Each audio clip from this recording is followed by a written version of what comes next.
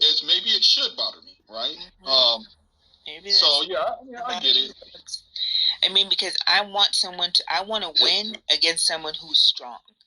I don't want to win against someone who's weak enough to dig, to go below the thing. I want to win against someone who is equally matched to me or somewhat superior than I am. I want to win on that merit. I don't want to dig below the belt. I don't want to get an easy win because someone couldn't control because I pushed someone to the point where they couldn't control themselves anymore. Now, can I tell you something sick?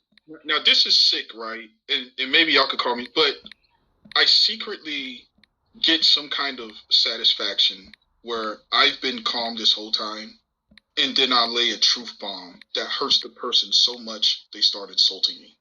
It's like there's a euphoric sense there when that happens. I'm like, dang, I touched something. I said nothing insulting, but the fact that I dropped hurt them so bad that now they're insults. It's like I don't know why I get a good feeling off that. But yeah, it's very true. So you enjoy triggering people? Is that what you're saying?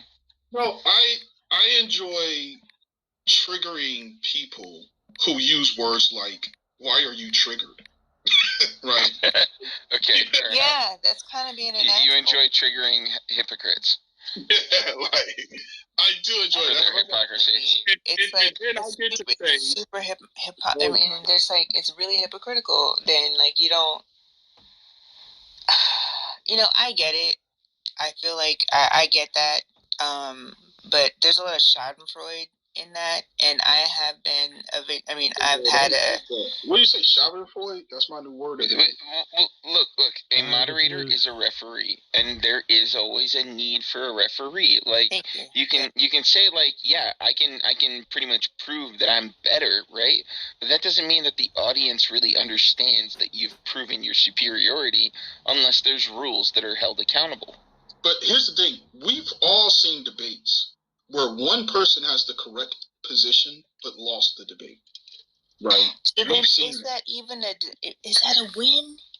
Yeah, because we've seen it through bias. Well, to the degree that debates are showy and the whole thing where it's pageantry, right?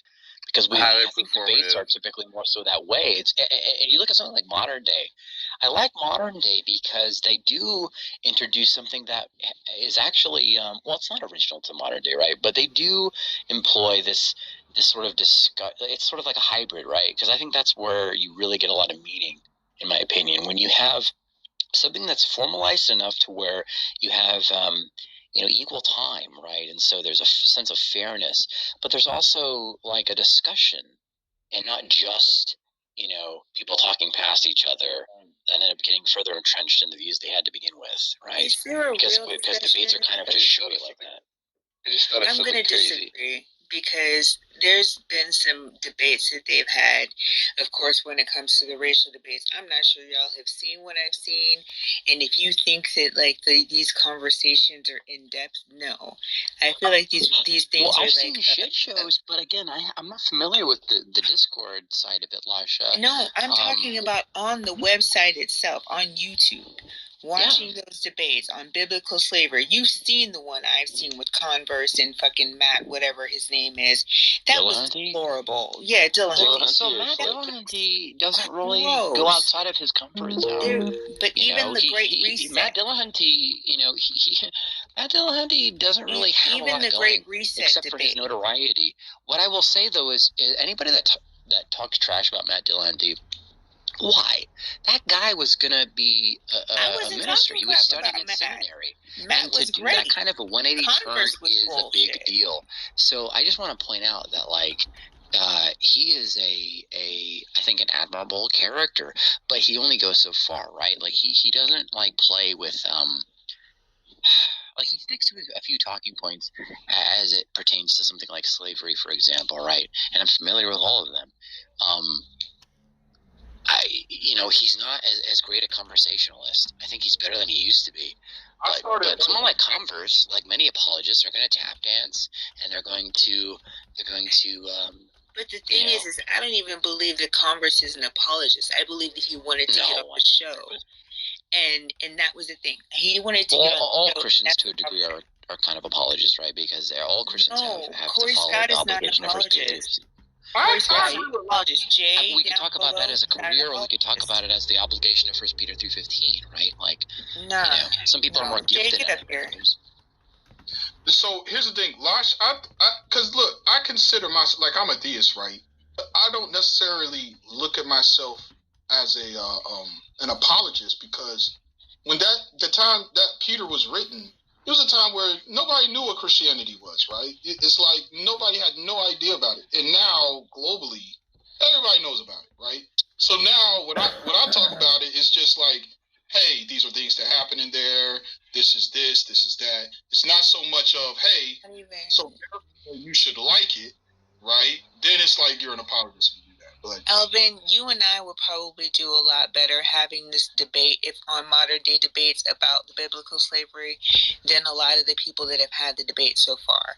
I think that a lot of people want to get off on having the debate and because they want to get their racist and racial ideals out there, and it feels good. Let me finish, please. And it feels good for them to do so.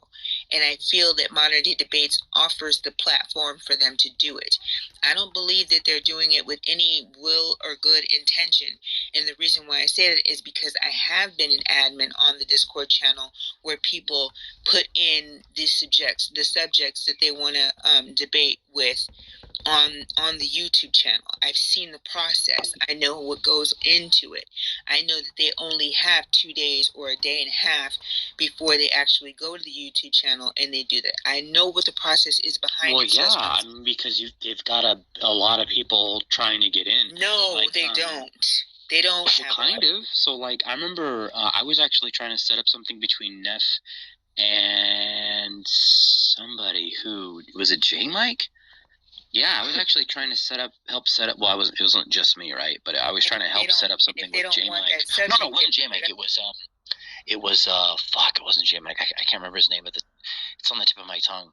But yeah, it only took a couple of days to like get that organized. You know? Mm-hmm. But look at these titles, though. I'm on here. So, gay adoption debate. Yeah. Is there a woke agenda? I'm like, is Sharia law good for humanity? Here's the thing, though. These are topics that you won't find like an actual debate on like that much. Does cosmology point to a god? I mean, Reset. You should have heard the Great Reset one. That was hilarious. The Great Reset one was them talking about the gay agenda and the black agenda. Was the moon landing? This is my favorite one. Was the moon landing fake? Warren takes debate. Put a warning. It's a little clickbait, you know. So if we're really on like modern day debate. But that's what I'm saying. Why are we even talking? So the reason we even got here is because someone was upset or wanted to know the reason why I didn't like modern day debates, and that is why we are here. And now we've come into a rabbit hole where we usually do and go down. Your point is valid. Your point is valid. It's a valid point. Who want a lot? And the more mature angle is like, no, I don't want to see a shit show. Like it's very adult. Be like, nah. I want a real fucking debate, man. A debate where people are researching this shit for 2 weeks before we get to it. And I think, Lasha, I like to play in the same box. In some cases that happens, though, right? I'm so sorry, Alvin, but in some cases that happens. So, like, when you're talking about something like slavery, like, so that's actually been covered by Matt a few different times. He does it on his own channel, and he's debated Cliff. But what's funny is because Matt has a huge ego, and his debate with Cliff and his son on Modern Day was kind of in some ways was kind of a little bit of an extension of his debate with Cliff, just that he had on his own, and they discussed things like slavery, right? What have you seen that? Like, I love Dillahunty. I'm just gonna tell you that I love the way. Well, that's okay. I mean, look, I'm not like a dogmatist for Matt Dillahunty, right? Like, I don't agree with different things he says. When I say I love him, I love the way he comes in. I know that he sat there. I know that he studied this. I know that he's gone toe to toe. I would like to see Matt Dillahunty debate Corey Scott, and y'all don't know who he is yet. but you will. I would like to see him. He is a pastor here. He's here on. If you go on YouTube and you watch a series called The Grapevine, he's one of the regular speakers there, and the Grapevine. The Grapevine, like. Okay. I heard it through the grapevine, and it's got a lot of different talks with it, like a lot of like interesting Black people, and they talked about different like really important stuff. But anyway, I found him there, and he is a pastor who is also gay and who's also studying right now to become a sex therapist. But he is a master when it comes to dissecting the Bible, and he does not give a shit about things like he lets you know what isn't and isn't about the Bible. And as someone who is not a theist, if I was to convert or, if I was to go back to that, he would be my pastor. He would be, because he doesn't pull any punches when it comes to that shit. And Jay is one of those people too, so far from what I'm seeing. He understands the ins and outs of what the Bible is and does not pull any punches about where things are hypocritical or whatever. Corey Scott has I've listened to him talk about how the Bible is an anthology of books that have been placed together and not necessarily something that one book can be compared to the other book, because these are different perspectives that were written by different people. Has he addressed whether or not they... Pardon? Has he addressed the problem of evil yet? Yeah. Oh, I'm sorry. The problem of what? I'm sorry. Oh, the problem of evil. I don't know. But I'm literally conducting, I've already asked him and he's willing to do it. We're doing a series called What is the Bible? And he will be there and he will be answering questions. It's going to be a 4-hour discussion about what that is. And I have not offered this invitation yet, but I was going to, if Jay would be interested in participating as well. And since you don't have to answer today, Jay, but it is something that I was going to offer as well to you, because I have been on the lookout for people who can talk about that, because theists, especially Black theists, they need to hear these things. And it's like, even if you're not a theist, I feel like the science behind it and the real intense study of it is something that is appropriate for theists as well as atheists. Because if we're sitting here having conversations with people who are interpreting things and putting, quote, Jesus or God behind these sayings in the Bible, what they're doing is they're interpreting it in their way. And it's not something that either God or Jesus, whoever you believe is the ultimate being, is actually saying. And these two are the only ones I've ever seen so far that have been able to do that in my 45 years of life. So, if I could say though, Watch, it's because you're like, this is my opinion. It's not only my opinion, right? It doesn't originate with me. But we're dealing with a composite character, so there will always be contradictions, right, with the character of Jesus. So you're always going to have different sects that appeal to different aspects of that character. There's going to be Jesus spoke harsh language to the Pharisees, said to carry a sword, and there's that sect versus the sect that is, regarded as the hippy-dippy Jesus, which is actually like, blessed are the meek, or rather the meek will inherit the earth, blessed, turn the other cheek, rather, is what I'm trying to get at, and this idea of dying to yourself. So those are pretty much incompatible, and yeah, different Christians will appeal to different different Christs.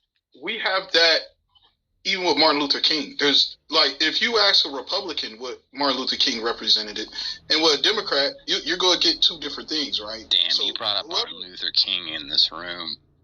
Yeah, it's like, I'm saying, so it's like people they'll take aspects. It's funny because you watch on these news shows, the Republicans be like, yeah, he would agree with us. He would have been on our side. The Democrats, no, he would have. It's like, you know what I'm saying?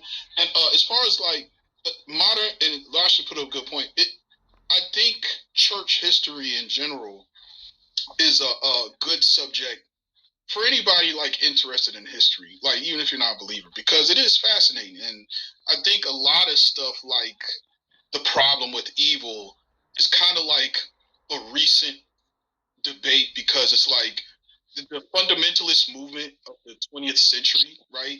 That put in all these omnis in the Bible, like omniscient, omnipresent, all these omnis, and you have to adhere to the omnis in the most strictest sense, has created these kind of like logic traps, right?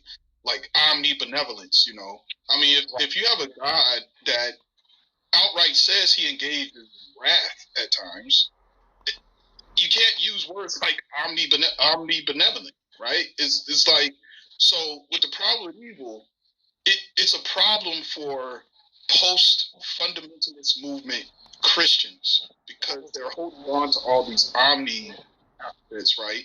But to a first century Christian, it's like, well, why is it a problem? Yeah, he'll destroy your whole family if he wants to. He's the most powerful. The fact is, this has been Euthyphro's dilemma for like a long time. Like, I've heard the interpretive arguments of like God can commit evil, but like it doesn't mean he endorses evil. It's just a weak argument.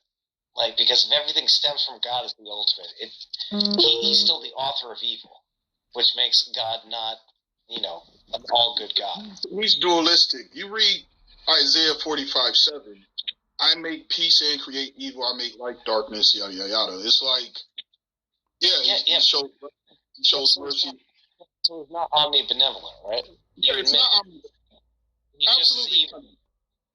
No, it's not omni evil. It's not omnibenevolent. It's not omni evil. He's the creator of peace, the creator of. I didn't say omni evil. I said he's equally as good as he is evil, right? I don't know if I was subscribed like he's more good than he is evil or more evil than he is good. It's more like these are things he created. You know how much of it exists within the universe. It's like. Can you create evil without that? But that relationship or that ratio does exist, right? It would have to. Yeah, but I would say there would be no way for me to measure such a ratio. Oh, cop out! Come on. Well, and that's not the case. Okay, but someone is severely muffled who's trying to speak, and I'm not really sure if we're hearing them at all. Is that you, Mick? I think it's Mick. Can you be divorced from the idea of evil but still instantiate evil? No, I don't think God is divorced from the aspect of evil. So God's not all good, right? No, I wouldn't use the word omnibenevolence. He shows wrath, he shows mercy, he shows light, darkness. It's dualistic. So God's a mixed bag of it's not even dualistic.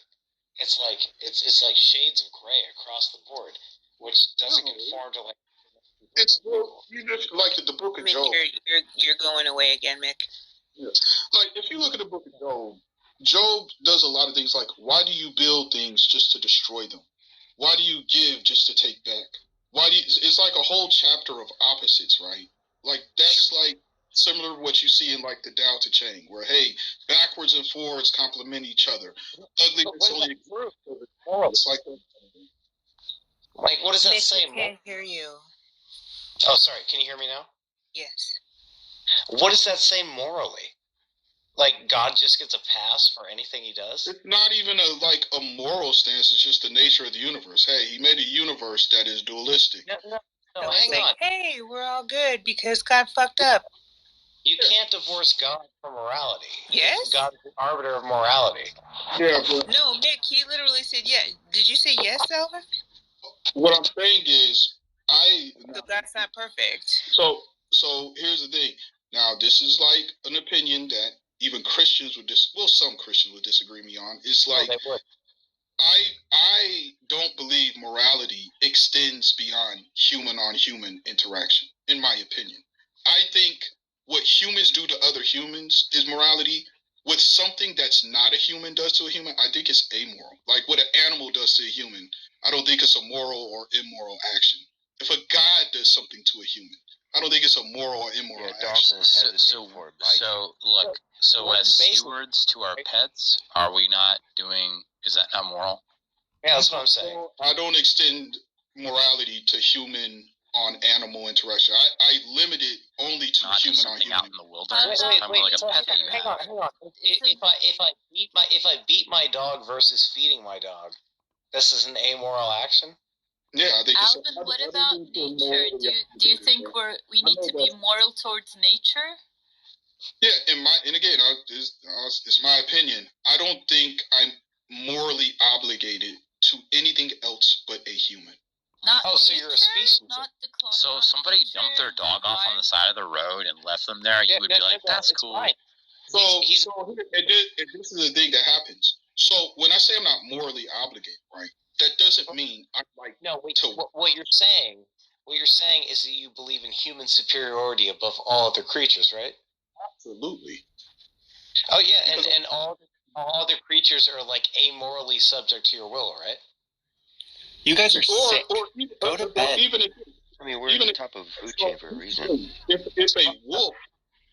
a wolf goes and kills a human, I don't think the wolf is immoral because he's not morally obligated to a human, right? So it's not even necessarily that we're superior.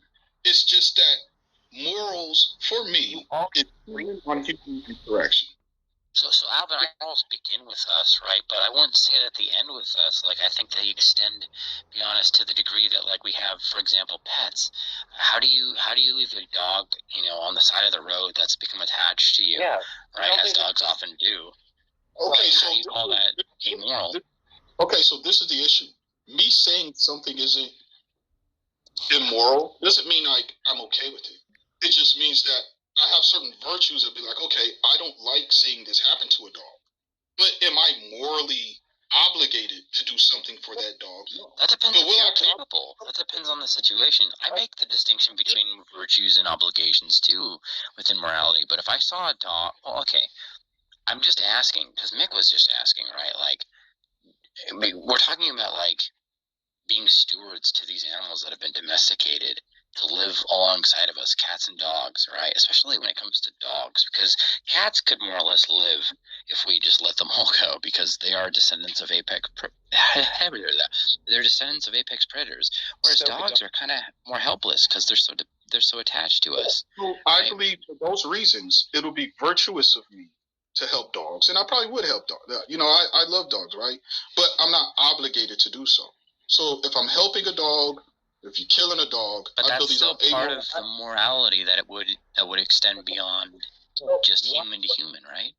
But the thing is, the action of killing a dog, I would not call it immoral. I would call it weird.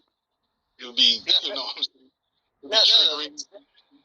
You're just playing with word games here. Yeah. Like, if you don't like the action, that's immoral. No, it's not. Okay, I don't like the action of somebody eating shit. Very triggering. But is it immoral for somebody to eat a piece of shit? No. But subjectively, yes. Because morals do not have... No. Moral... Like, are you claiming morals have an objective framework? I'm saying morality is subjective.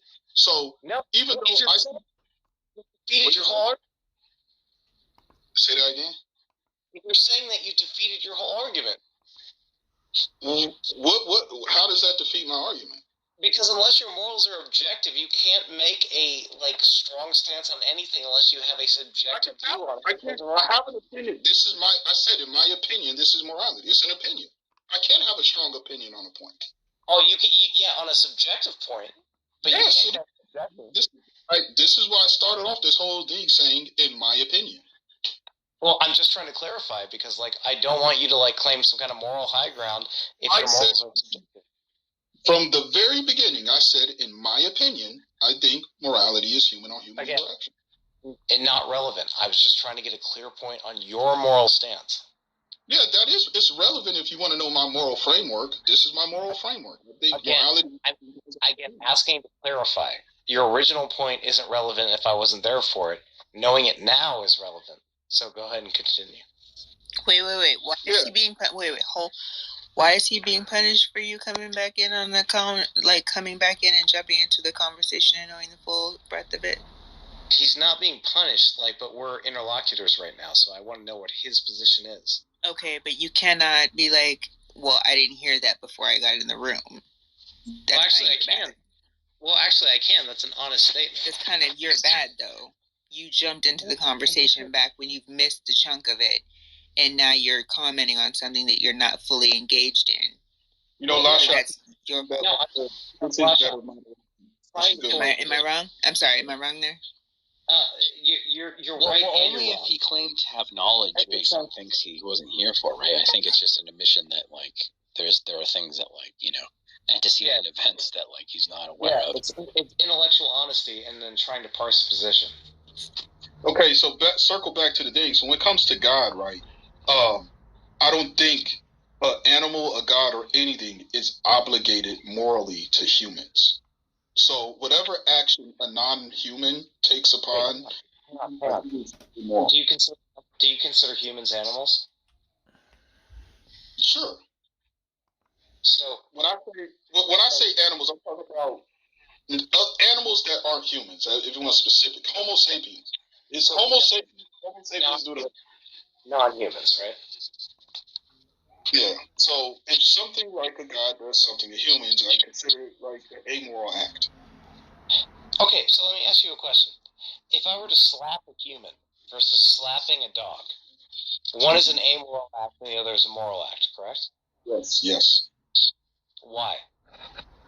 Because you're slapping another human, and I think I'm morally obligated to not harm other humans, right? I don't think it's a virtue. I'm obligated. Okay, so what if I said I'm morally obligated not to hurt other living beings? Then that's your moral framework. Yeah, but Alvin, doesn't this just seem very incomprehensive and not very thorough, right? Like, why would you slap a dog? It would be for a lot of the same aggressive reasons that you might slap a person, but you're allowing that to be carried.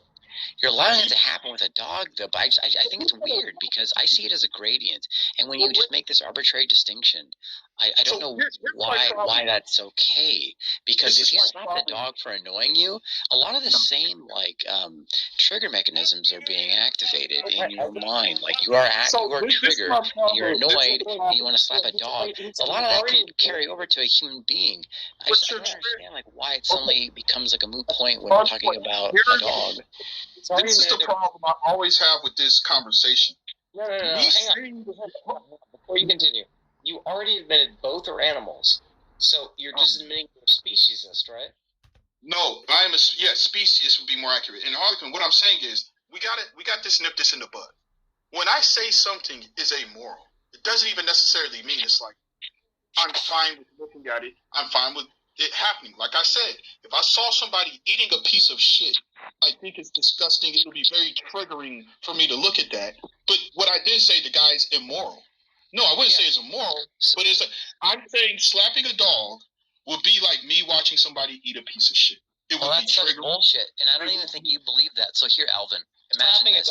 If I slap a dog every day of my life, am I not employing an ethic that is likely to carry over into other aspects of my lifestyle? Okay. I mean, how is that like in a vacuum, right? It's not okay. So let me explain this. So let me explain that.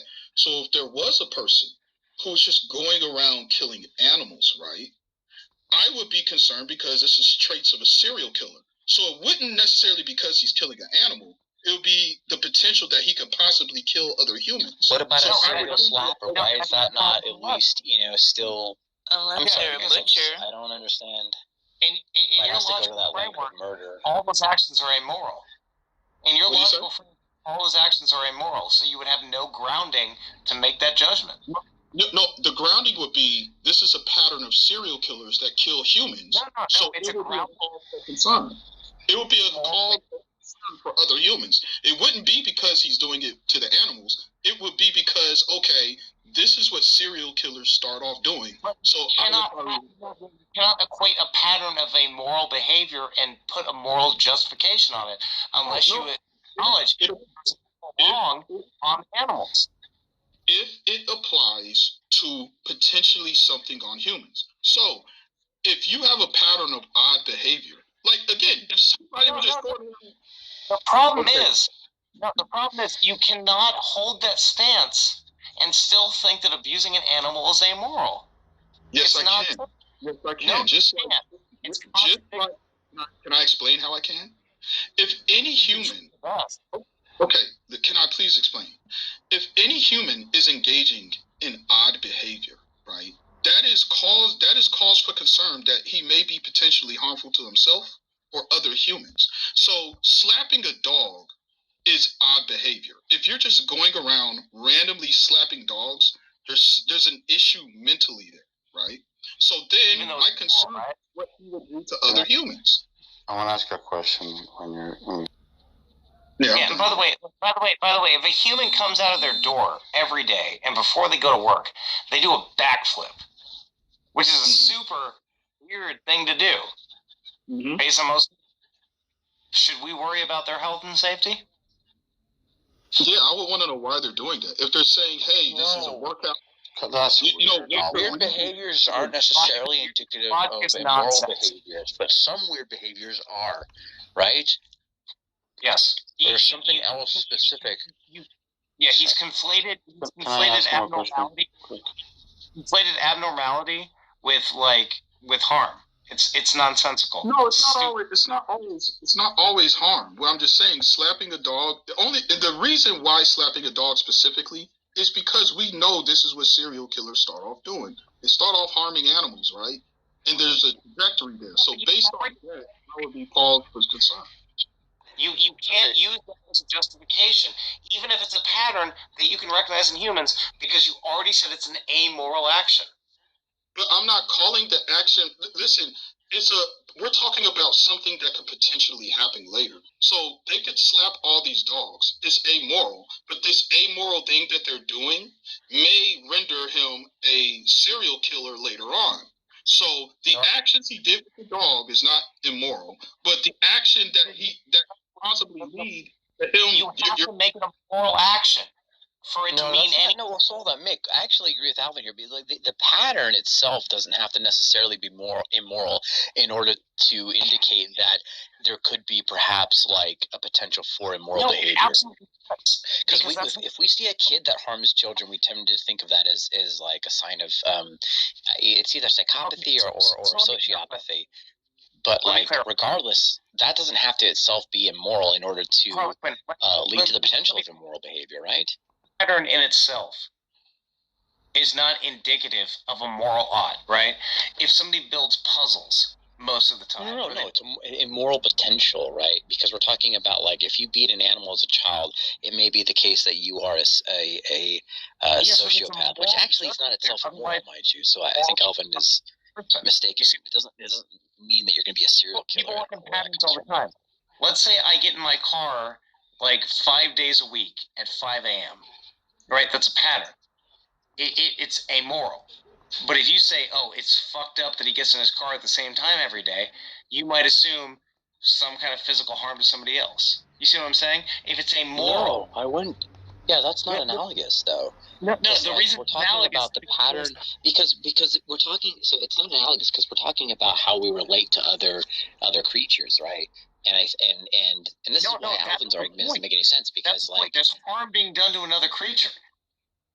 Yeah. I will. So yeah, I think it's immoral from the outset. I'm just saying the pattern itself. That's my point. Like we amoral, but still indicative of a potentially immoral behavior in the future. It's not. Let me just ask. Mick, I just want to ask one question. Alvin, does suffering ever inform any of this? Like, does the fact that a being can suffers? Does that inform your what's right or wrong or morality? It should. Yeah, my morality isn't based on sentience, right? And I know, and again, I know I'm the outlier. I know most people's morality centers around sentience. It's like, is this creature sentient, right? So I would say it's only in human suffering, right? Again, it goes back to you. So why? That's just weird. We have laws against animal torture and the way animal neglect. And what do you mean not based on sentience? You're making the ability for those animals to feel. I think is what he's referring to. I don't. What it is, but the thing. Okay, here's the thing. It's like when I say it's immoral, it's not immoral. Y'all are interpreting as, oh, well, I just think it's fine. No, there's certain things. I don't think anyone. No. You're interpreting it as sentient beings. So how do you have a non-sentient view of it? Because I don't think all sentient beings are morally obligated to them. I think I'm only morally obligated to humans. Again, it's obligation and virtues. That's what I'm talking about. Yes, so I think it's virtues, not dog. You're the one with the problem interpreting, because you can be sentient without having a human conceptualization of moral. But sentience. That's why my moral framework isn't based on sentience. No, it absolutely is. It literally crux of your moral framework. If a human is brain dead, I'm still obligated to it. Regardless if he's brain dead. It's not about obligation. You can conceptualize it without your level of sentience. Understood, but my moral framework is based on being a human. So, you conceptualize as a sentient being, correct? Me conceptualizing a sentient being has nothing to do with whether I regard something as worthy of my ability to regard anything. This is kind of non sequitur. I'm not talking about. It's not non sequitur. It's the nature of conceptualization. Okay, the nature of how I perceive things has nothing to do with what. It has nothing to do with how you perceive anything. Okay, we're not talking about how I perceive. We are. Okay, look. Can I finish a word without Alvin, let him explain. Well, Alvin finish, but then let Nick explain the connection between the. Non-sentient.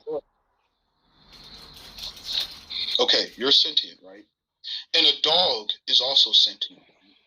Okay, but because the dog is not human, I'm not obligated to the dog like you. But guess what? A brain-dead human who has no sentience at all, and a dog is human, and a dog is sentient, I have still moral obligation to the brain-dead human, even though he's no longer sentient. So I'm saying my moral framework is not based on sentience. It's based on you being a human. So it's based on a sentient view of you making a judgment value. Okay, well, what is that? It's like you're talking about the process and how I came to the conclusion instead of the conclusion itself.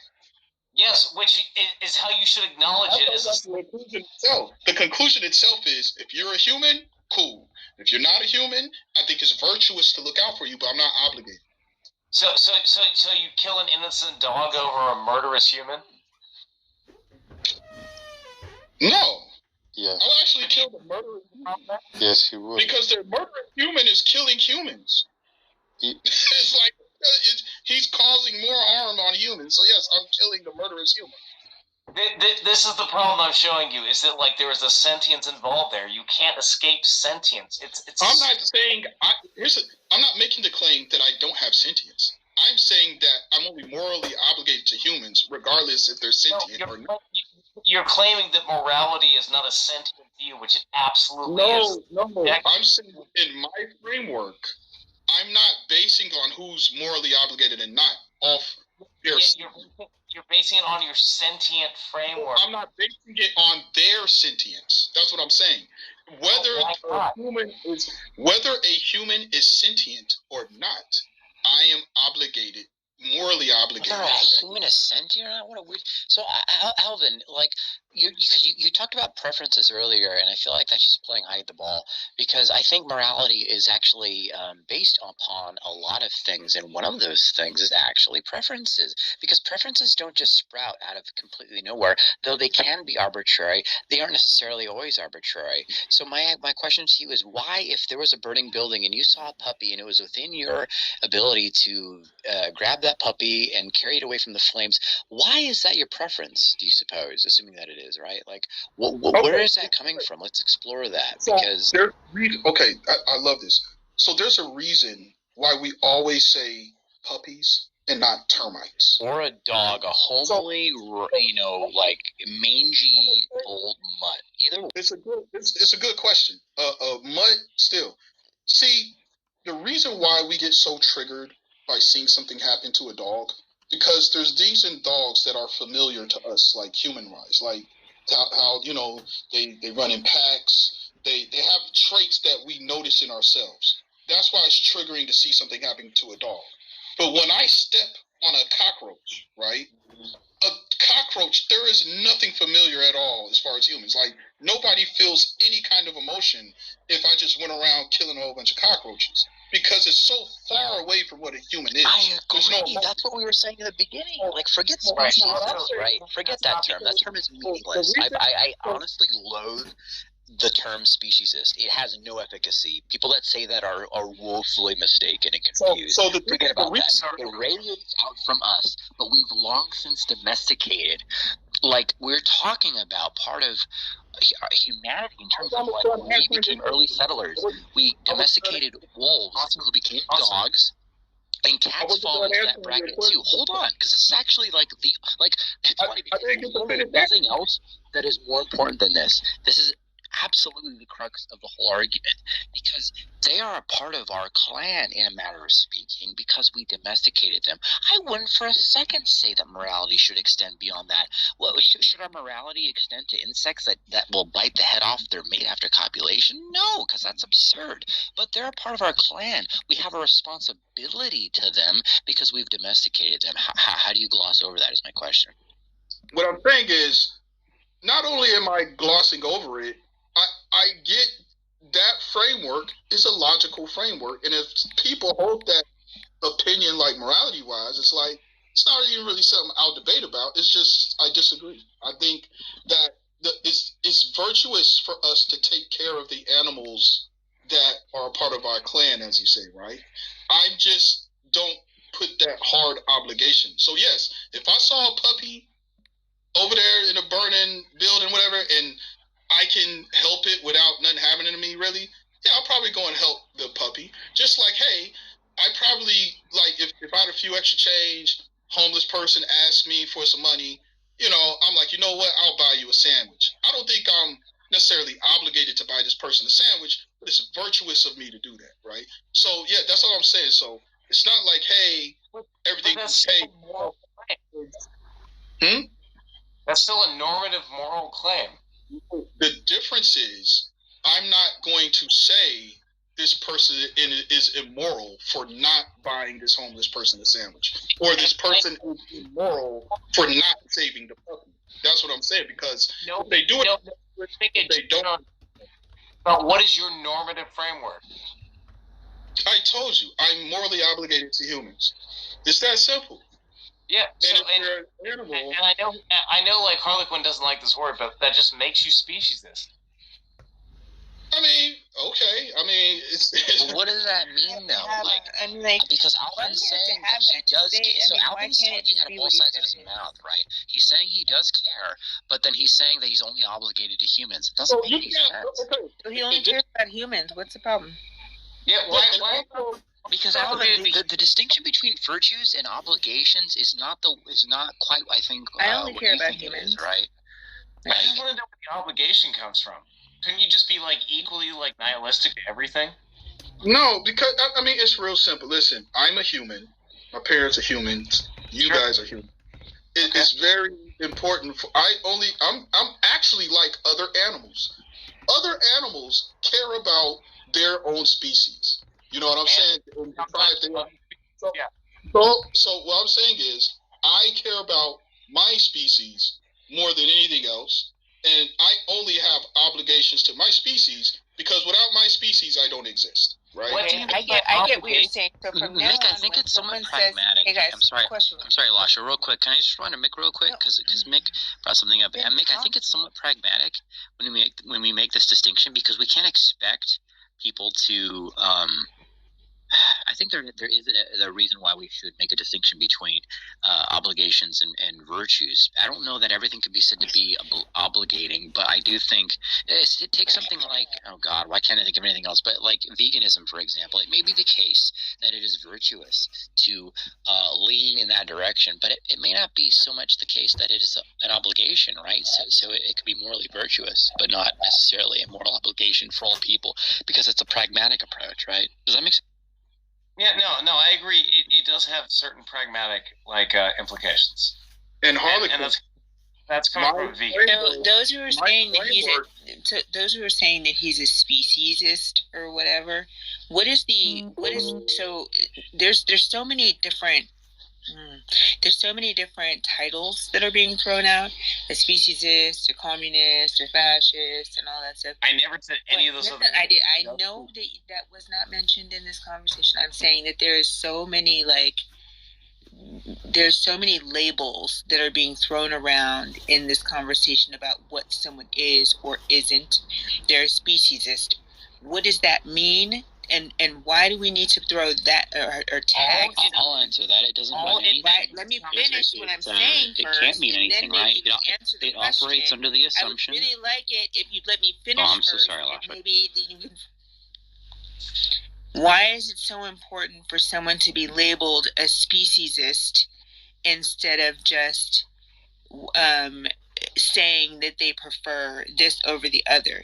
Because if we're going to go with the speciesist, then any other labels that we throw on each other need to stick just as hard. Why is that so important?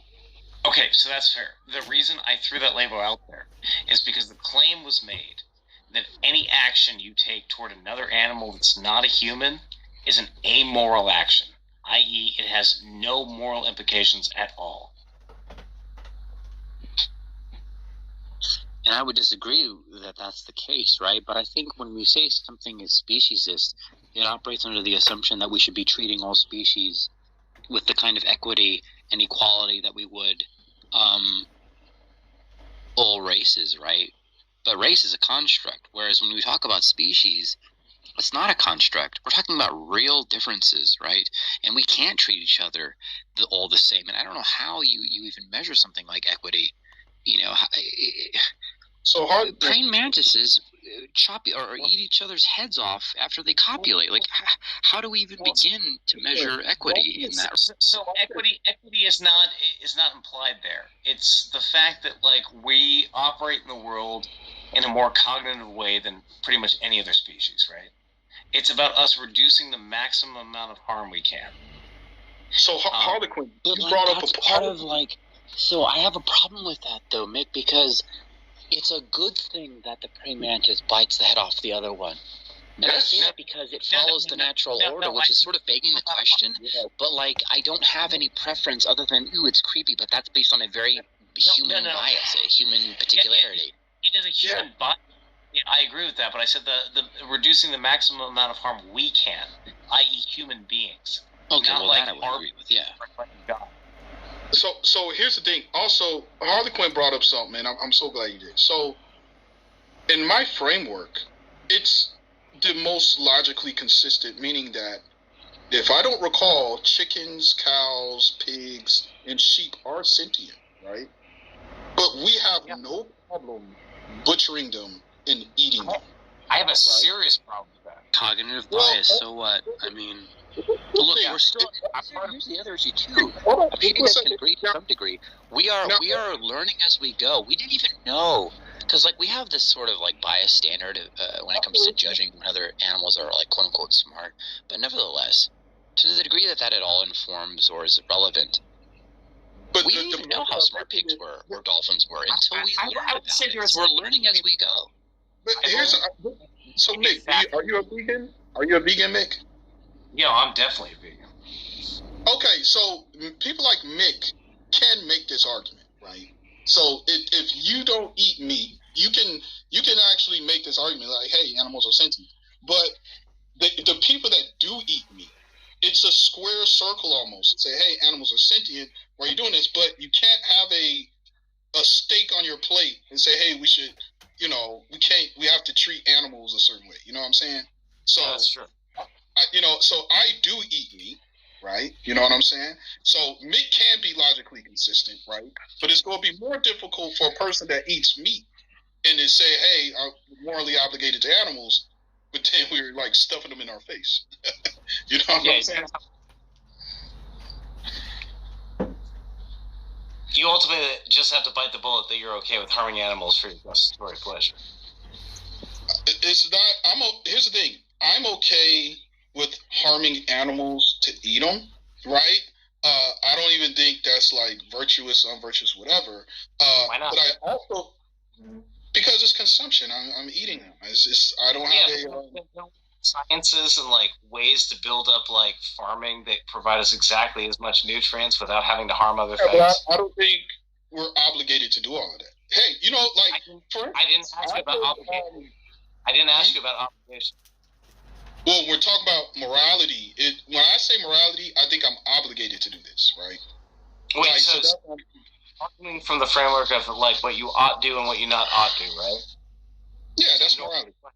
Well, but Alvin, he's saying that he's not making that same distinction as you are, so. Oh, okay. Kind of like try to. I don't know how that's going to map, but you know. Yeah. So why should you ought harm animals if you have a reason not to that fulfills all your other like requirements for nutrition? I don't think you ought harm animals, but if you do, it's amoral. Like if you want to eat, you ought harm animals, right? Yeah, I'm not saying you ought argument and then say like the converse is like amoral. You're making a moral claim. No, but I'm not saying people should eat meat. Now, if I was saying people should eat meat, then I would understand. But I'm just saying if you happen to eat meat, it's like whatever. No, but you're saying people ought harm animals because meat is permissible. If you're saying that, like, if people eat meat, whatever, then you are tacitly condoning people should eat meat. No, there's a difference between allowing and making the affirmative. You should do this, right? So you can tacitly endorse an ought. If you're not rejecting the ought, then you're endorsing the ought. Well, listen, because it's necessary, right? Like, okay, so what it is harm animals to eat meat. Okay, so but I don't. You could. So you're saying silence is compliance. That's the argument you're making. Because it's not silent to butcher an animal, right? No, but one must do that to eat meat. No, but what I'm saying is, I'm not into promotion. I'm not actively saying it is a good thing to eat meat. Yeah, but you're not actively rejecting the position either. Exactly. That's why it's amoral. So you would get me if it's not amoral. You're still participating in the. Can I finish what I'm saying? So you would have an argument if my argument is the words ought and should. If I'm not using these terms ought and should are synonymous. Like for instance, I'm not trying to convince you as a vegan you should eat meat or you ought. But if it's like the ought group, you are default one of the oughts. No. Listen, there's a lot of things I do that if people don't want to do it, that doesn't mean like okay they ought to do it. You know, like I went skiing. Yeah, listen, I went skiing, right? I'm not saying people ought ski because I went skiing.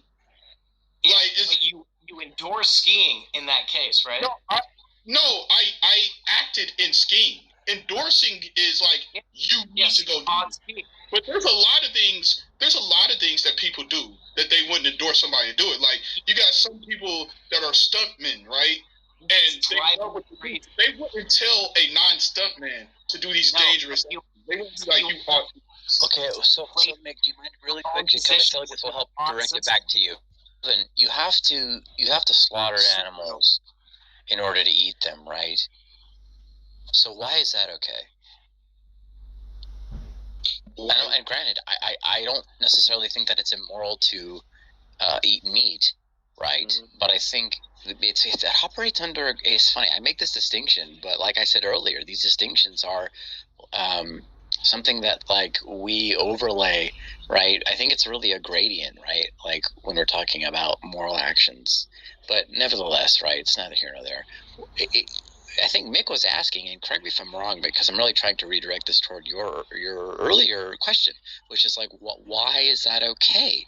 Because that involves the suffering and the killing of an animal, which is I think Alvin is just confused about what normative like propositions are.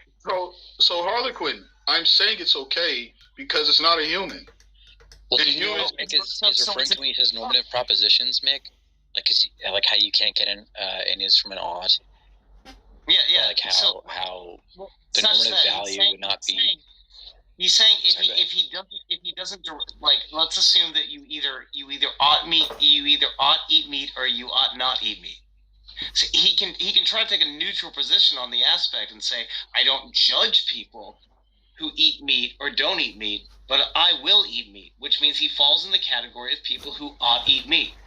So wait a minute, I don't have the opinion that people ought eat meat though. It's like you're saying if you do the action, by default you're promoting it, or you think this should be an action that everybody should do. Yes, that's how normal works. I can do an action that I don't think everybody should do.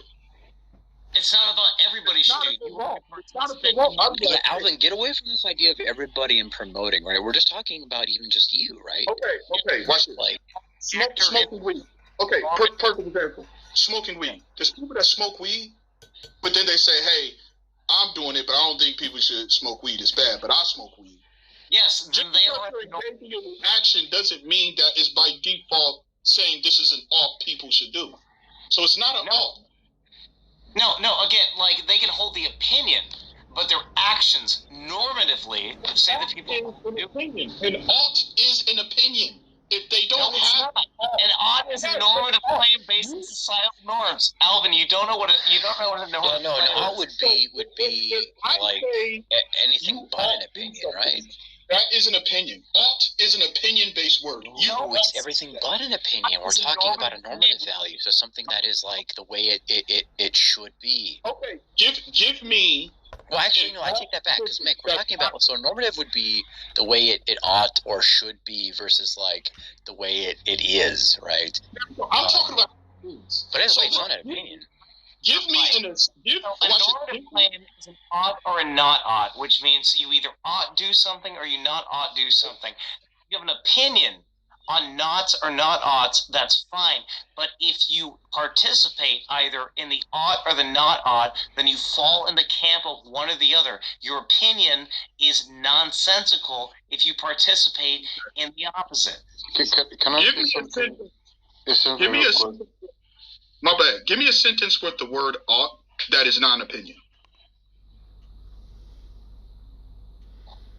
Sure. You can't do it because it's an opinion-based word. No, That's what I'm saying. It is a word that is based on opinion. You cannot give me a sentence with the word ought and say it's a fact. No, it's not. It is an opinion. So, sure. Like how it works in philosophy. No, you not ought kill people neither. Say something. My bad. Early. What are you trying to say? So I feel like the problem here is too much philosophizing and imposing these parameters that are often done in philosophical discussions that are sometimes not fit for like conversation like this one. So I'm like multitasking a little bit. So, but what I'm understanding, I'm seeing is that it seems like because of the way we're philosophizing about this word ought, we're imposing something on Alvin that Alvin is not doing. So I don't know how grounded or how solid this dichotomy is of odd or not odd, whatever. But the end result is that Alvin is getting put in a box that he doesn't seem to be there. So I think that let's drop the language. Wait, Mick. If you know what he's trying to say, and Alvin knows what you are trying to say, and you guys can hold on, and you guys can keep going. I'm just saying this, and I'll start. You guys can keep going. What Alvin is essentially saying is like I don't know slitting people's throats, but Alvin slits people's throats. That is not what. So, Meg, the thing is that the philosophy and the guidelines you're using for interpreting this, whatever philosophical knowledge you have, it's creating this thing where Alvin is being put in a box that he doesn't want to be. Is it possible for you to drop the philosophizing, drop the extra language, and approach him as he is putting himself and find the problems as he is labeling himself, without all these other mechanics of philosophy that I think are just confusing things? Like, not to sound like cheeky, but I tried earlier. I didn't go to the normative claim until after I tried to clear it up earlier. Oh, man. This statement is the most accurate. I mean, listen, I can spit your argument back. So your argument is, if you engage in anything, you're defaulting it. And I disagree with that premise. Why? Disagree. Because there's a lot of things people do that they don't want other people to do. So it's not an ought. Like, people, there's people, there's moms, watch this, there's moms that are prostitutes. They engage in prostitution, but they don't want their kids to become prostitutes. Just because they're engaging in the act doesn't mean, hey, you ought to do this. No. So I disagree with that premise. Again, you're focusing on the idea of promoting something versus like it's ridiculous. Like, there's a difference between like my kids ought be prostitutes versus I ought be a prostitute. No, there's a difference. It's just listen. That person might not even want to be a prostitute. It's just, hey, this is the function of what I'm in. So what I'm saying is, simply doing an action, right? It's not default. So therefore, should is in process. No, they'll have to have the opinion that it should be there. But if they're not saying a should or ought, then it's not an ought. It's that simple. But again, like, if it has a means to an end, it might be. Or might not. Either way, it's on that individual. Ought is, here's the thing, ought is almost external, right? Because now you're not just saying you can do it, you're saying other people should. It ought to happen. So look, most of the time I'd agree with you, not on this. You sound very faint, Nick. Very what? You sound very faint. Oh, sorry. Better? Matter of fact, I'll even go further.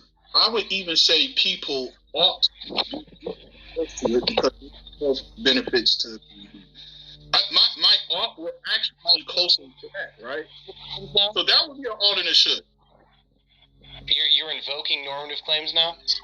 See, I agree with earlier. It's like everything I say has to have a philosophical like word to it. Just accept what I'm saying. Like speciesism. No, that's not it's what I say. No, absolutely not. The words you utter. You don't realize that, do you? What I'm saying is, look, what a nonsense statement. All I'm saying is this.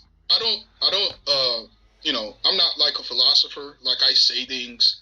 Now, whatever label you're putting on it, maybe it is. I haven't looked into these things, but I'm just saying, you can address the thing I say without, well, this is the label it is. I mean, okay, well, forget about the nomenclature then, right? Like, so why are you okay with the slaughtering of an animal, which would be necessary in order to arrive at the eventuality of eating it, right? Which, and to be clear, again, like, I don't know that it's necessarily the case, right? I would make that distinction, right? At least I have been in my past, but I these are things I want to always be, reevaluating, if only on occasion. But I think that was, Mick, wasn't that, like, originally your question was, like, you were trying to probe Alvin's, like thoughts on why that would be permissible, regardless of the distinction he's making.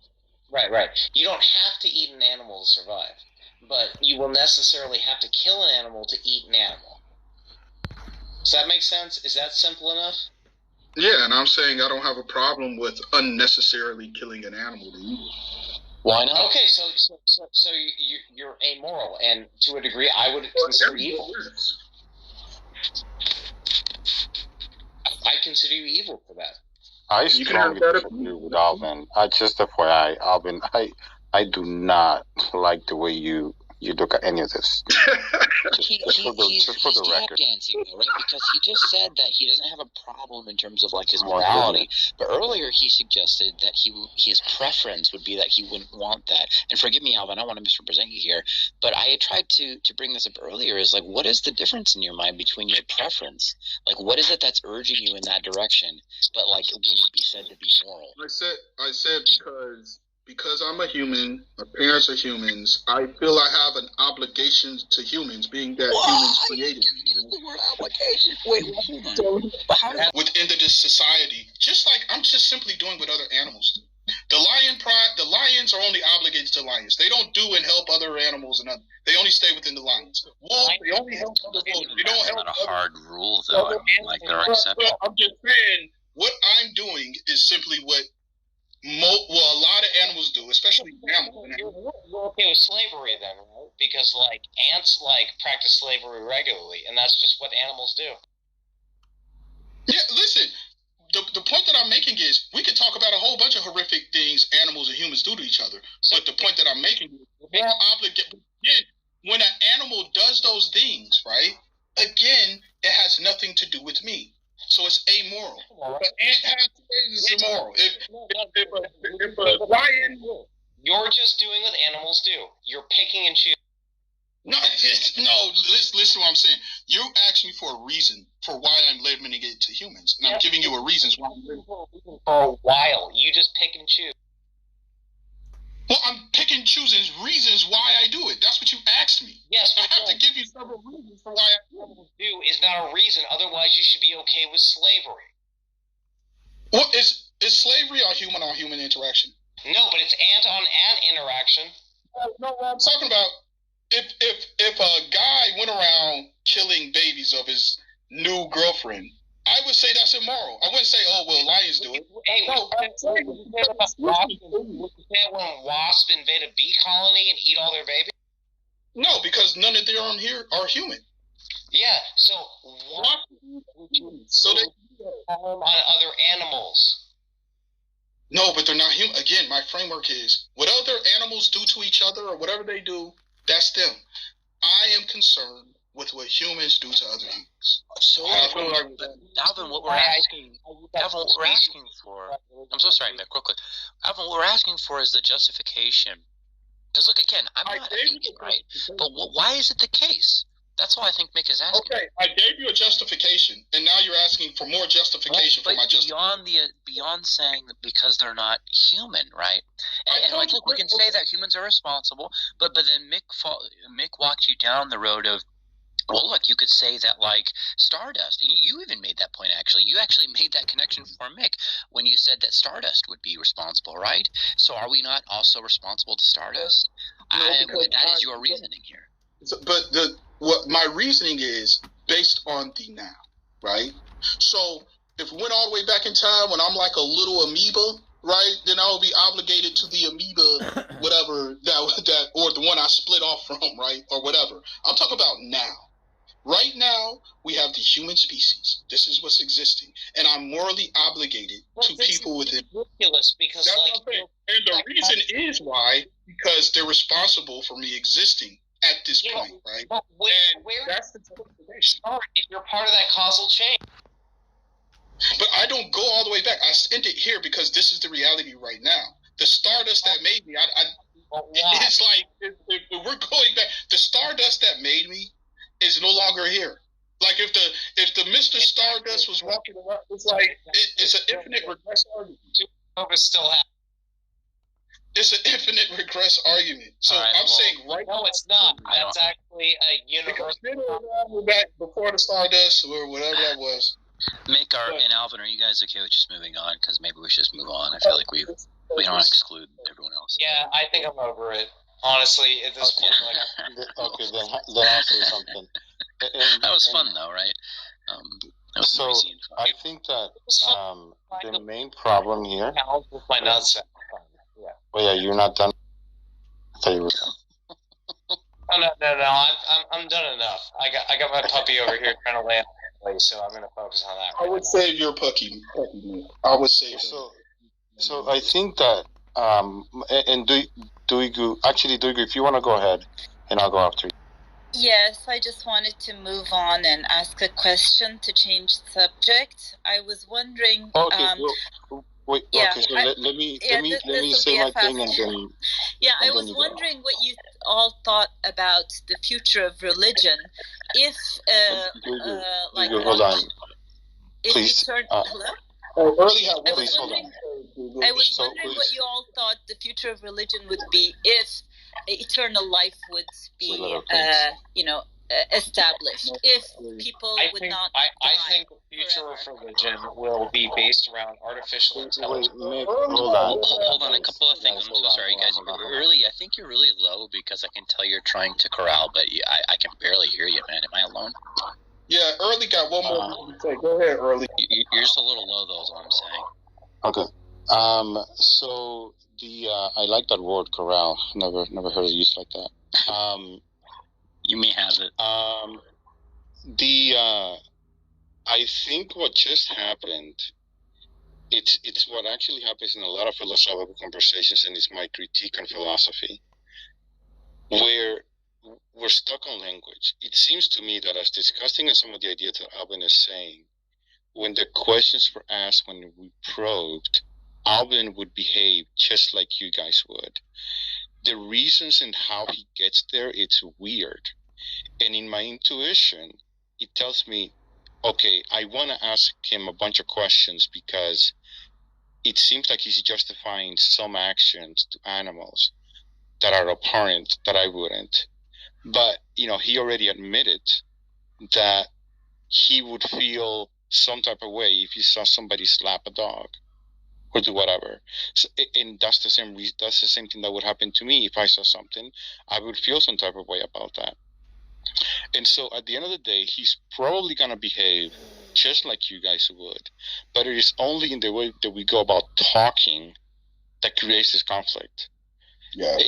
And I picked this up earlier, and let's just say that it would have been me and him asking him. I would have asked him some questions, sort of like doing some heuristics, to see and probe and see what is different between me and him if I should skip the weird things that he's saying. And from what I've gathered, it seems like Alvin is consistent with the rest of you, and it's just the language and the philosophy that's getting in the way. That's what I wanted to say. I think that's a good point. Early, and I'm sorry, Mick, I'll let you talk. I just wanted to say that, I think that when Alvin was trying to say earlier that there was a preference, right? I wanted to know, because I don't think it's an arbitrary preference, right? I can't imagine that. I think that it's motivated by a moral inclination, if I can say so. But you go ahead. Hang on. Sorry, my puppy's all over me, which I'm morally petting her right now because I love her. A chocolate puppy, yeah. Alvin. That's in a burning building. I love that puppy from the. What I'm saying is, I'm sorry if the philosophy claims aren't landing. I get that those can be kind of obtuse for people, but I really tried to break down what normative claims mean and things like that. And I'm not strictly an Aristotelian logician, but man, you got to be consistent in your beliefs, or bite the bullet on the fact that you have a preference over one thing over another. And I just really hate when people get fuzzy in the middle and they're like, well, that's not really my motivation, but honestly, it just seems shitty. I did say I had a preference. I do prefer humans. Alvin, so what was okay, yeah, let's move on before we get back into it. Go ahead, just Daigo's question. Daigo, can you remind us the question again? Yeah. We can, yeah, before that, I might be pulled into your conversation again. This is what Deleuze talks about. Gilles Deleuze, I don't know if you read about him early, but he says that what our standards, our morals are intrinsic, and this was just a perfect example of what Alvin was describing. And it's what we give value to is determined by our interpretation of morality or whatever. It's intrinsic in us all. And there's this concept of postmodernism where language is just not enough to explain all this. And this was just a perfect example what we just lived through. So yeah, we can move on to the question. I was just asking what you all thought would be the future of religion would be if eternal life would be accomplished. There would be no death and people would die on their own free will, let's say. What do you think is going to happen then to religion? I think the future of religion would be the infinite hard drive where you can save every bit of your consciousness forevermore, sanctionados.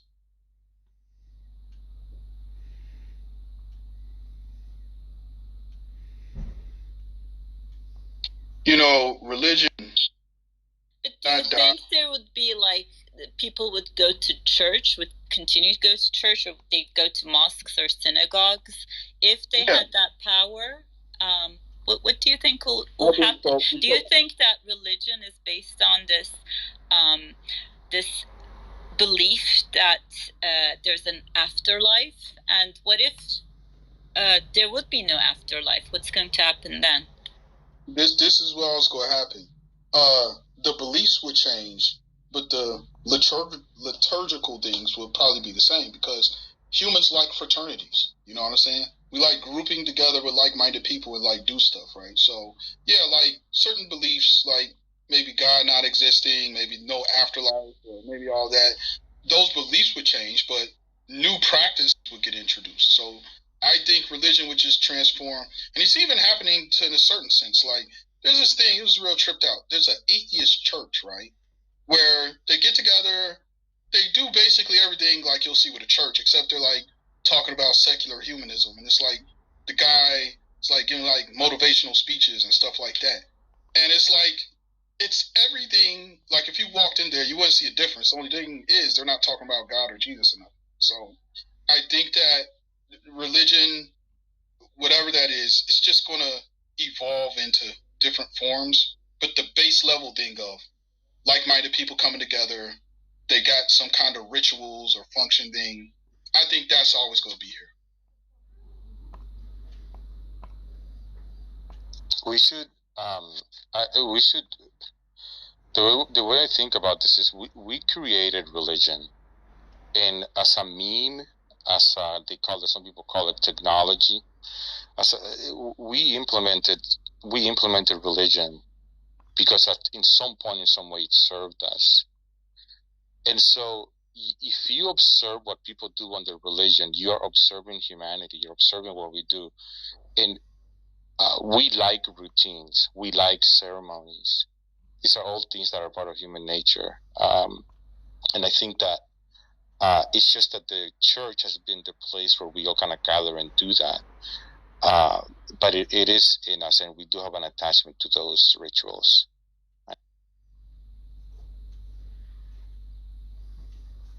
So you think it's more existentialist, the way religion plays out in our lives?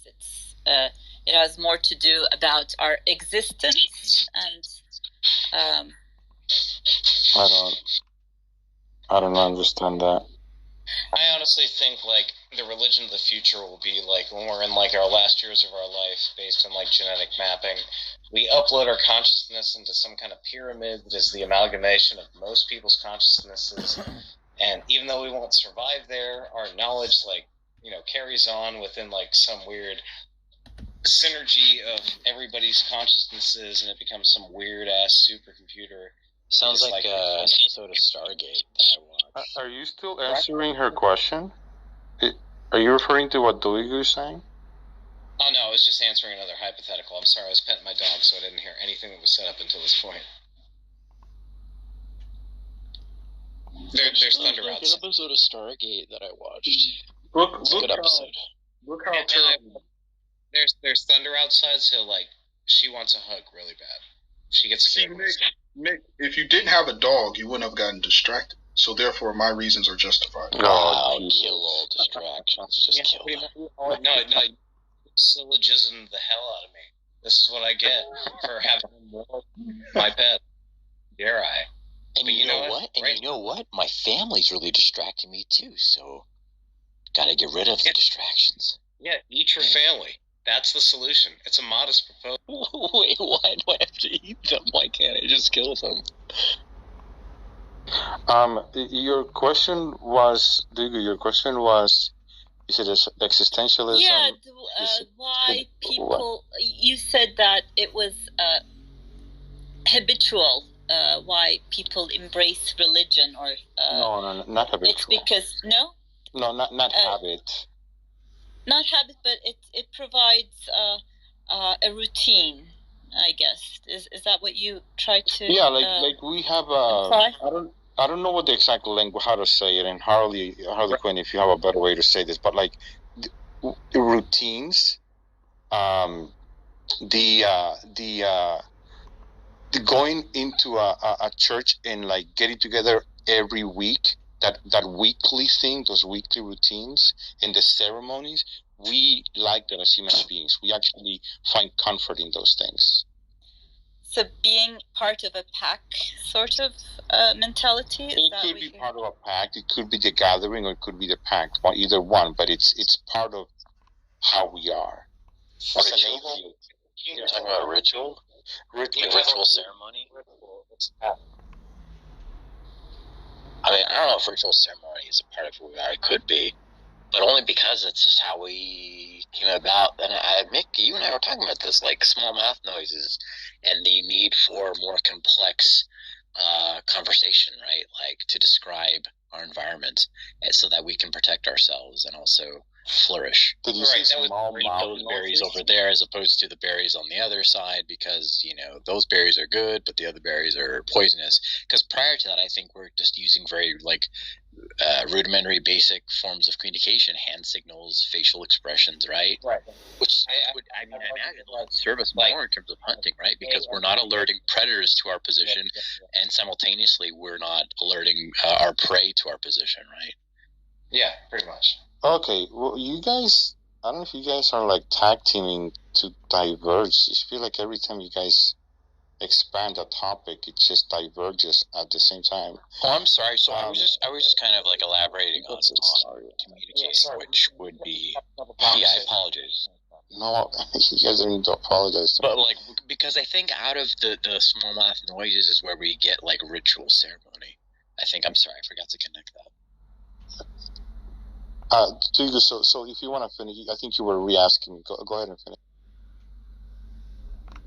Yeah, I was just trying to understand what you explained. Like, is it necessary for us, for humans, to have this periodic event in our lives, or some sort of I don't know, event that makes us feel that we're alive? Like, could it be some sort of existentialist reaction that we crave for? I don't know. Okay. I'm just overthinking. I think I can talk to it. Or is it like a game? Or is it like a game that we'd like to play, of make believe, like children play? They play, let's say, Cowboys and Indians, let's say, or some other game. They make believe, they make believe as if they're Indians or they're cowboys or whatever. No, it's not a game. But I can tell you. Yeah, I can just understand what I was. This is what I'm trying to get at. I'm trying to say, the game is this. The game is making believe, or trying to include oneself in an environment, or make believe, or whatever, and that you are part of something that's greater than you, or divine, and that makes people more secure, feel more secure, more comfortable. So that's why I gave the example of Cowboys and Indians. That's how we make ourselves believe in things. It's part of a game that we play with ourselves, with each other. So that's what I just wouldn't describe it as a game, though. I think the rest of what you said, I think, is leaning in the way that I was going to say it, where there are multiple systems at work here. I think that religion came about because of a lot of unanswered questions. Where did all of this come from? Why is this all here? Why am I alive? Morality, and getting people to do the right thing and have the right motivations to do the right thing. People like getting up every day in the morning and having their coffee, going to their favorite chair and spot in the house and eating their coffee. You interrupt that routine, it feels weird, right? You want to be able to do that routine every morning, going to your favorite chair, picking up your favorite cup, and pouring hot coffee and drinking it at your, whatever routine you have. As human beings, we like this. And I think all of those things prop up religion, because it actually makes it so that religion fills in all of those things. It gives you answers. It explains what happens after we die. It rallies people in one direction as well, right? Now, I'm not justifying religion. I think the direction that religion has gone is completely off, right? I don't think we need religion anymore. We're way beyond those days, in my opinion. So I don't want anybody to think that I'm justifying it. But I think as an explanation as to what it is, I think that's what it does. In the future, in my opinion, we are going to keep the routines, because it's kind of weird. Actually, I shouldn't say keep. We already have routines. But I think some of these things that we do in churches, I hope, will get secularized, and it will not be attached to any spiritual or any fantasy, anything. And it'll just be things that people do. Early. Yeah, go ahead. You're 100% correct, because listen, I know this girl, she's an atheist, right? But she goes to church. Agree with me, it scares me a little, just because of the things you say, Alvin. But I appreciate you saying. Oh, yeah. So, no, but this girl, she's an atheist, right? And she goes to church every single Sunday, right? She's involved in the church, all of this. But she's an atheist. They know she's an atheist, or her family knows she's an atheist. But she just likes going to church. Even though she don't believe in it, it's just, she's been going to church her whole life. And she likes the people there, the friends there. And it's like, it's not just that she's going to church. She's involved in it. Like, she helps with the youth group, all of that.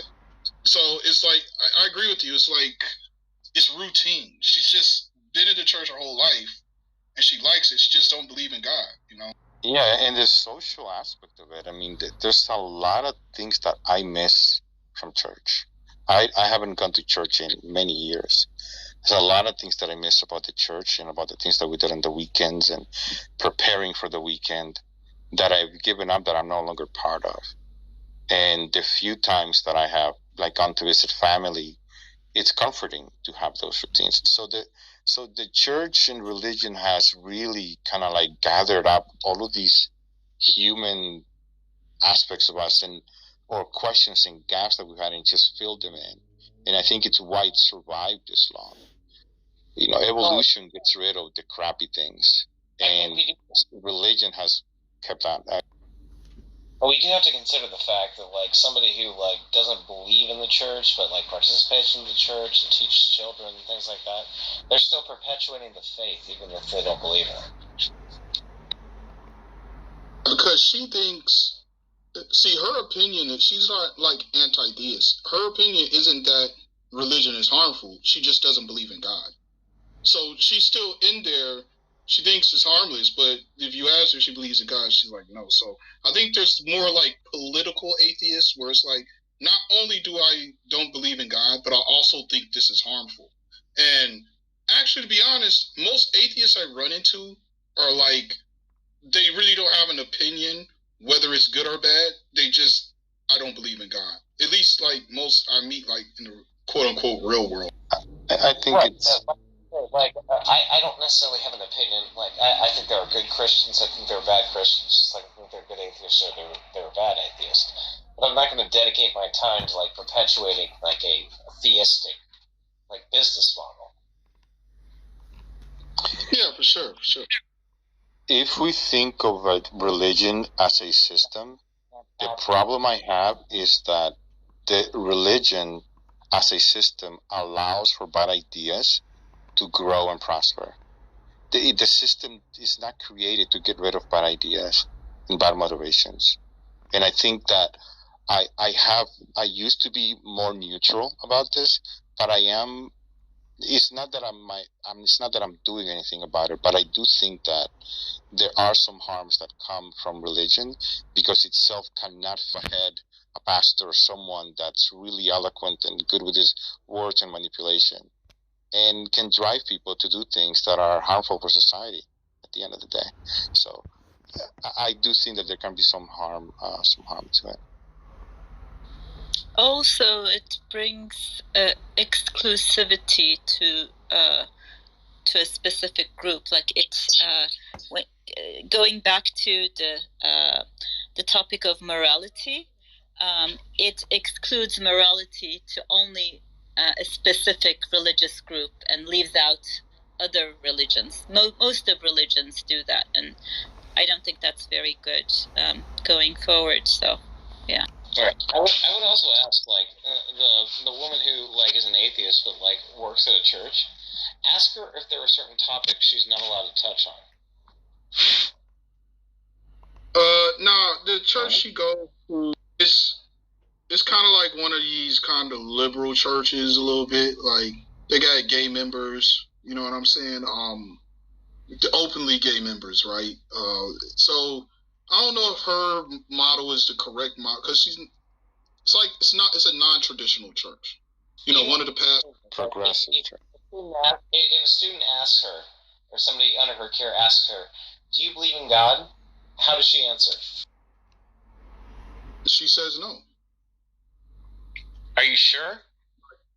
Yeah, because again, it's kind of, I don't think it's a good example, but it's just an example, because her church is like a progressive church. It's like, if you don't believe in God, they're not going to grill. It's not like what you call a fundamentalist church or whatever, you know. So yeah, I guess within that framework, there's not as much pressure on her to like hide her atheism, because it's like, hey, you're an atheist, cool, well, come on down. Hey, you're gay, come on. It's like, it's that kind of church. I mean, sounds interesting, but it sounds more like a community center than a church.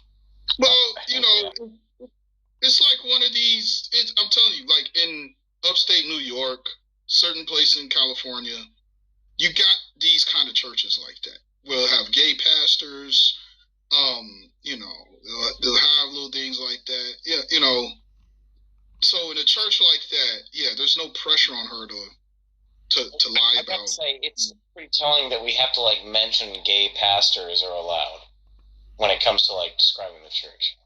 Yeah, because that's the main, like, usually when you talk about objections of the church, that's like the major one, right?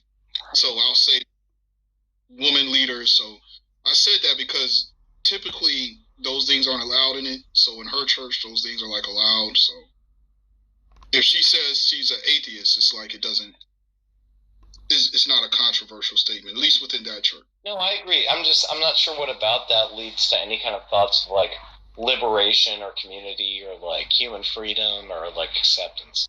Well, it's what Early said. It's like she went to that church her whole life. She likes the people there. She has the friends, you know, the community aspect of it. So she stays, even though she don't believe in God. It's like all those things. Well, that's like saying that like I showed up every Friday to get spanked by a guy named Frank, and I've been doing it for like 20 years, and you know, probably not the best for my ass, but I'm so used to it. This is the problem. You're mischaracterizing the, like, this is why we shouldn't mischaracterize what church means to other people. If I want to fix the problem that we have in our society that stem from this, it doesn't compare church to people. It's not like you're getting your ass spanked every day or whatever to the point that it's harmful to you. Well, the glib attitude aside, which I think was just for comical effect, right? Like early, because I can agree to a degree, but the whole, because there's a shared component though, right? And that's all that is necessary to create like this parallel analogy, right? There's a shared component. No, not with that one. I don't think. I think it's a comforting thing. It's a thing that gives them answers. Right, and so could getting your ass slapped, right? I mean, no, like in all seriousness, it could share that component, and yet we wouldn't necessarily. Well, you know, actually, I missed the whole other part of the conversation. You don't get early. Is not promoting what the church does. He's explaining why it's been sustained for all these years. Right. It does create like a community aspect of people coming together, helping each other. But does it create, or does it capitalize on? Well, no, and if it's one, not the other, I would like to see how you can differentiate, because I think we're already just naturally community oriented, right? I think religion capitalizes on that. The reason you're saying look, all I'm saying is that, listen, fraternities, clubs, churches, things where groups of people come together, like mind, and talk about stuff, that's just a part of being human, right? I agree, but you wouldn't hold a fraternity on the same level as a religion, right? Just one second. They are all things that create community, right? And the church is just another thing that creates community, right? And when you do a thing that creates community, even afterwards, like if you don't believe in God anymore, you still have those memories. You still know those people. You still like those people, and you're gonna still, like Early said, engage in routine. A lot of people still engage in routine, especially if you don't necessarily think it's harmful. Now, other people have a different exodus out of church. Well, they have a very bad experience in church. Maybe they got molested by a pastor, or people in there. So their thought of the church is not going to be the same as my friend, because their exit was very different. So it really depends on the experience. And a lot of people, even Early said, he has a lot of things he missed about the church, but he just just can't go because back. It was an excuse to be community oriented, whereas in society there's only so many other things you can appeal to, because they've capitalized and cornered that market, right? That's why. I don't think you can corner. Look, you're talking about religion as though it's just another thing. Cancer is just another way in which we can replicate cells. But oops, it's cancer cells, right? Like we have to actually look at the quality of what the community creates. When we're talking about, as you mentioned, people have their own individual bad experiences. Yeah, I agree that some people have their own experiences that aren't shared. But what's funny is when we look at that, right, there's actually a reason why plenty of people who, for example, are molested, God forbid, or like their youth pastor makes a pass at them, that's a shared experience. And I think it's fair to say there may be a reason why that's the case that relates to religious values, right? Or religion as an institution, I should say, really, because it's male dominated, because there's this sort of patriarchal order that it follows, because it follows a dominator in-group, out-group ethic, right? So we can look at those things and say, regardless of the individual experience, there's broader reasons why people should, in general, reject the institution of religion, right? And I went into that earlier.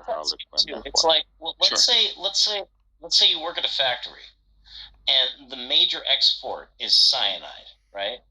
Now let's say that you work at the factory and you don't believe in cyanide. You think cyanide is total bullshit, right?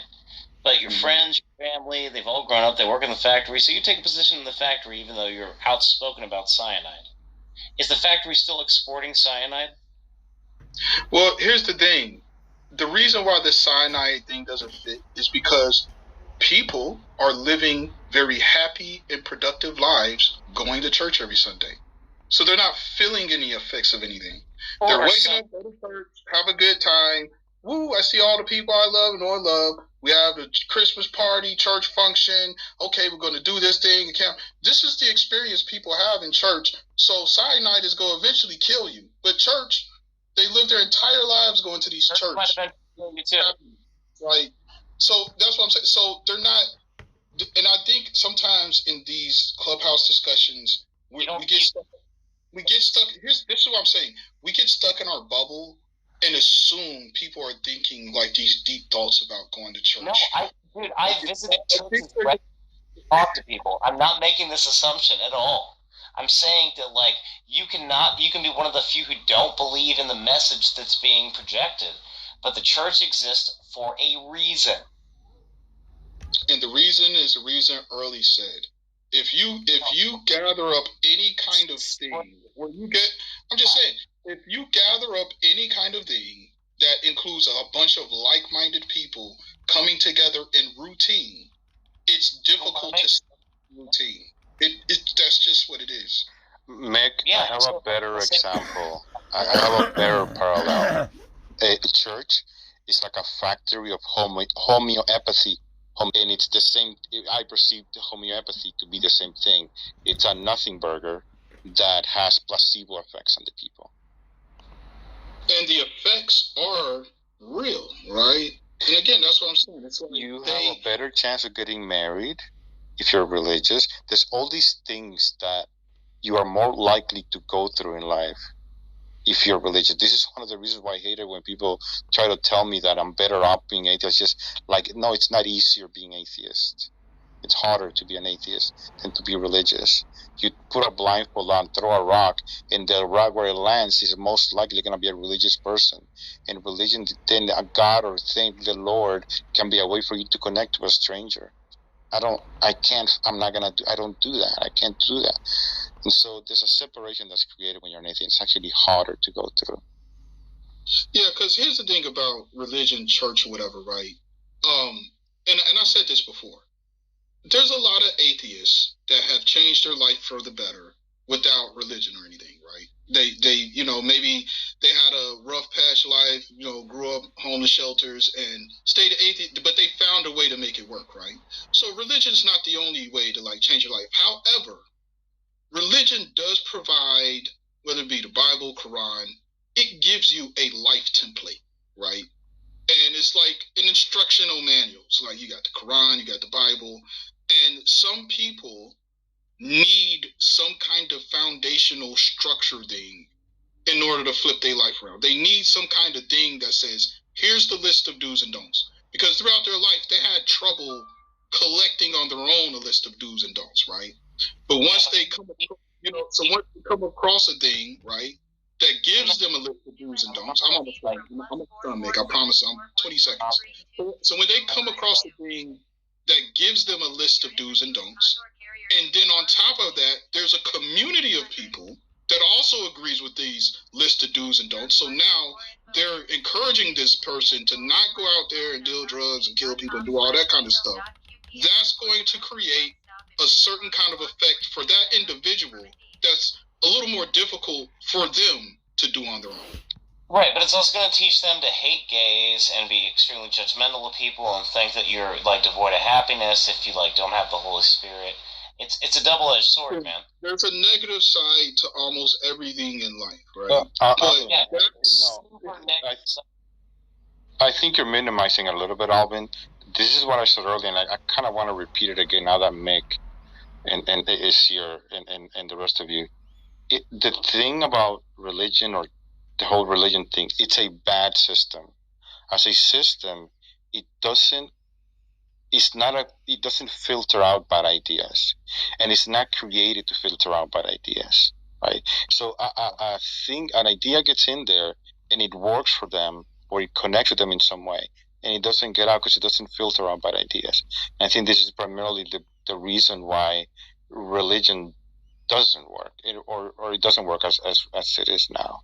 Is my main problem with it. And Mick, I wanted to ask you, if you could push a button to get rid of religion, would you push it? If you would just get rid of religion by pushing a button, would you do it? Oh, 100%. Okay, interesting. All right, I yield. If I had a button to push atheism and get rid of it, would I push it? Probably not, because then I will have nobody to debate with.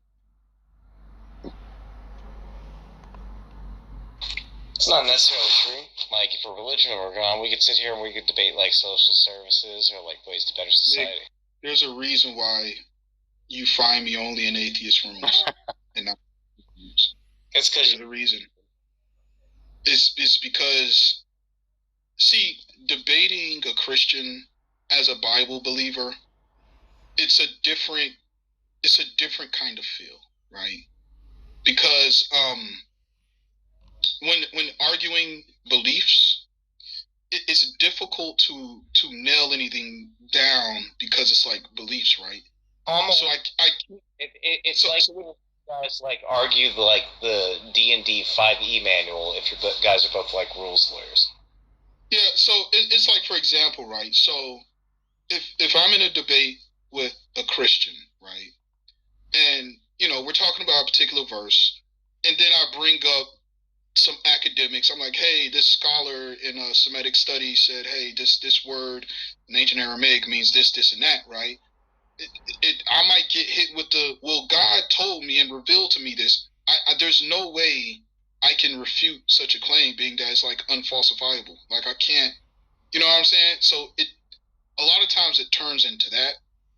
At least like when you debate the atheists, we could talk about, there's a middle ground there where it's like, okay, this is a fact of the matter, and then we're debating on the interpretation of the facts. It ends up becoming more like that. But yeah, Christian debates, and even Muslims, like debating Muslims, it's kind of like, it's the same thing. Religious debates.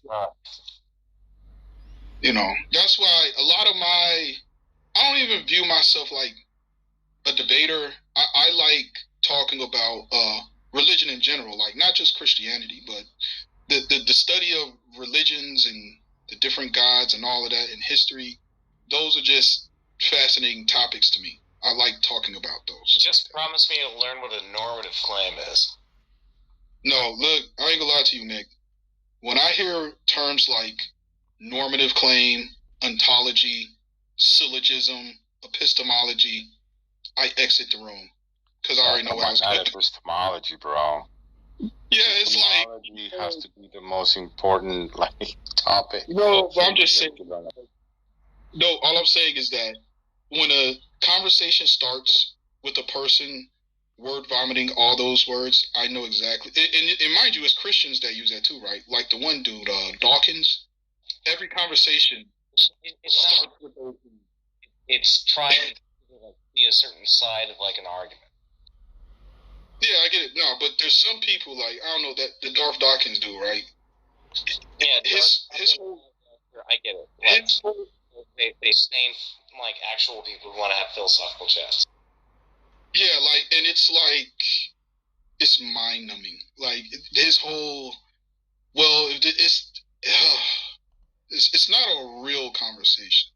It's just how many logic traps can I set for you to see? I wasn't trying to set logic traps. I was just trying to like flesh out. No, I'm not talking about Mick. Mick, you're not the person.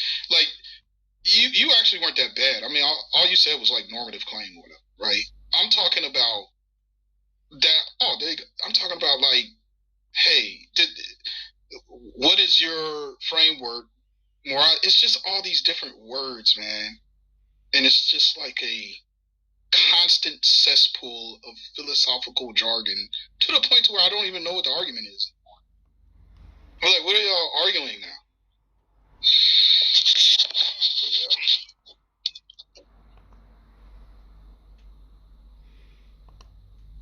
But this is a good room. Were there any other theists in this room? I think I was the only one. They may be in the audience. Maybe they're afraid of coming up. Well, anybody in the audience, feel free.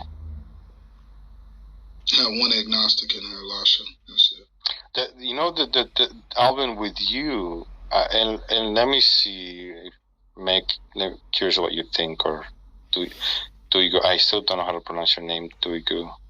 Mm-hmm. That's right. That's exactly right. Oh, really? Okay. Alvin, the thing with you as I don't know if I should call you a religious person or a believer. I'm religious. Absolutely. Religious, okay. So you are able to... Okay, never mind. I'm sorry. I take it back. You've said some things that are propped up by religion that I strongly disagree with. Objectively, I think are completely wrong. Hold on, what were you about to say? Well, I was gonna say that you are, as a religious person, you may have the ability to discern between good and bad ideas, and I may be able to trust you more. But I think that I have recently in this app only have I been able to hear you talk about these things, and I just strongly disagree. And I think some of the things you said are problematic. Some of the things that you said in the past. here's the thing. I know what I say. No, a lot of things I do say is like the outlier, right? Even amongst theists, I'm accepting of that, but it's just. So this is. Wait, so what did Mick say? Mick, what did you say? I said I think the idea is you can't erect a church